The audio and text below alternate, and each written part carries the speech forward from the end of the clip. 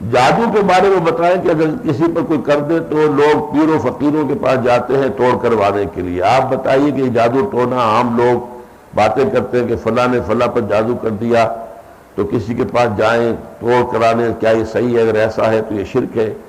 آپ بتائیے اس چیز کے لیے عام گھروں میں پڑھیں سورۃ خلق اور سورۃ الناس.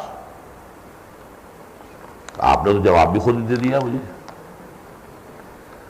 باقی یہ کہ جادو تو حقیقت ہے, ہوتا ہے, جادو کرنے والے کرتے ہیں, اگرچہ بہت بڑا گناہ ہے, کفر کے درجے میں اس کو شمار کیا گیا ہے.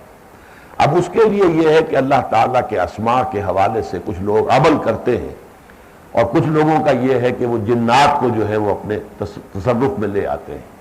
تو اگر شیاطین جن کے ذریعے سے کوئی کام غلط کروایا گیا ہے تو وہ ایسے جنات کے ذریعے سے اس کا توڑ بھی کروا سکتے ہیں.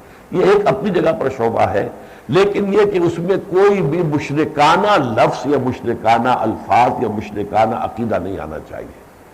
جیسے کہ ہم بیمار ہوتے ہیں تو عقیدہ یہ رہنا چاہیے کہ شفا اللہ کے ہاتھ میں, لیکن دوا بھی آپ کرتے ہیں. دوا پر آپ یہ نہ سمجھیے کہ شفا اس میں ہے.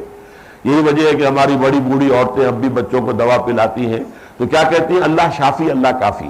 پلا رہی ہے دوا, لیکن کیا یہ نہیں ہے اللہ شافی اللہ کافی, یعنی اللہ تعالیٰ ہی شفا دینے والا ہے, اور شفا دینے میں اسے دوا کی ضرورت نہیں ہے, وہ کفایت کرتا ہے خود اپنے اختیار سے, جب چاہے مرض کو دور کر دے.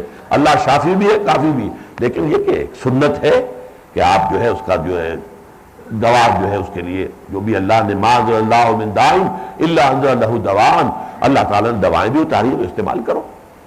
اسی طرح ان چیزوں میں مشرکانہ کوئی عمل نہیں ہونا چاہیے تو کوئی حرج نہیں ہے. اور آپ نے صحیح لکھا ہے کہ یہ معوذتین جو ہے ان کے بارے میں صحیح احادیث یہی ہے, یہ نازل ہی ہوئی ہے حضور صلی اللہ علیہ وسلم پر جب ایک یہودی کے وجہ سے وہ جادو کے اثرات ہو گئے تھے, تو اس کے ازالے کے لیے یہ صورتیں پھر نازل کی گئی.